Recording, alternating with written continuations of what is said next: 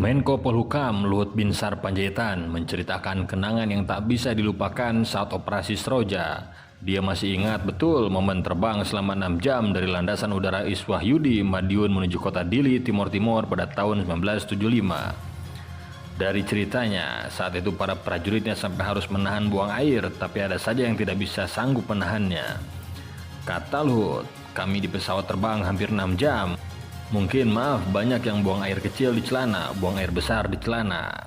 Prajurit Kopassus dihadapkan pada situasi yang menuntut kesiagaan. Saat hendak terjun dari pesawat, musuh langsung mengarahkan tembakan ke prajurit Kopassus.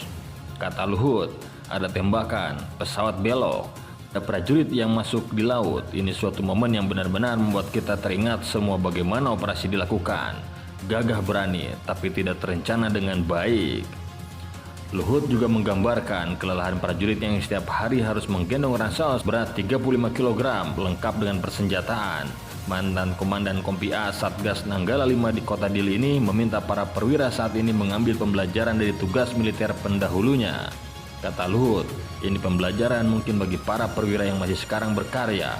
Perencanaan satu operasi harus dilakukan dengan baik. Hal itu tidak kami dapatkan saat itu. Tip dari buku Kopassus untuk Indonesia diceritakan, ketika itu Luhut yang masih berpangkat Letnan 1 dan menjabat sebagai Komandan Kompi A ditugaskan untuk merebut Eile dan membantu Batalion 406 yang terjepit oleh Tropas kelompok bersenjata Fretilin. Eile sendiri berada sekitar 30 km dari kota Dili yang telah dikuasai TNI.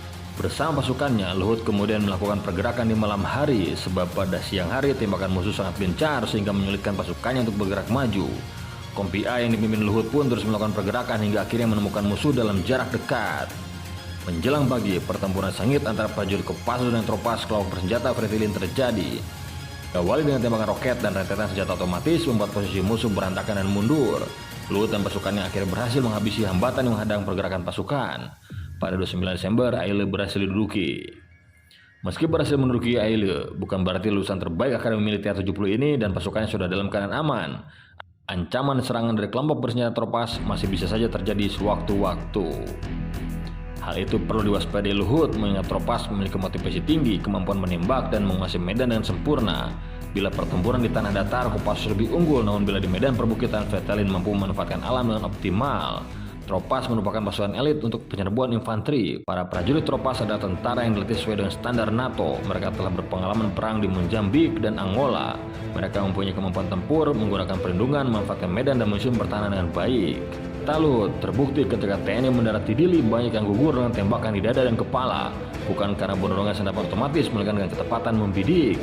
Saat tengah mempertahankan daerah yang direbutnya, Luhut yang memiliki kode panggilan Harimau mendapat telepon dari asisten operasi Mabes ABRI Kolonel M. Sanif yang saat itu menjabat sebagai Panglima Operasi dan memiliki panggilan Paul.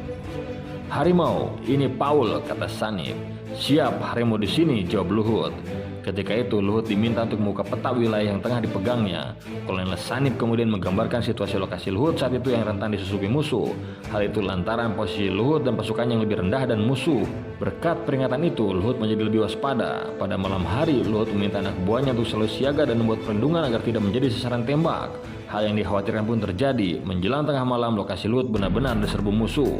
Kata Luhut, namun karena kesiapsiagaan sudah dijalankan sebelumnya, maka kami dapat mengatasi penyerbuan itu. Sejak mendarat di Dili, Kompi A yang dipimpin Luhut tidak pernah istirahat dan tidak ada penambahan pasukan. Selama penugasan di Timor Timur, hampir setiap hari pasukannya terlibat dalam mengkontak tembak dengan Fretilin. Bravo TNI!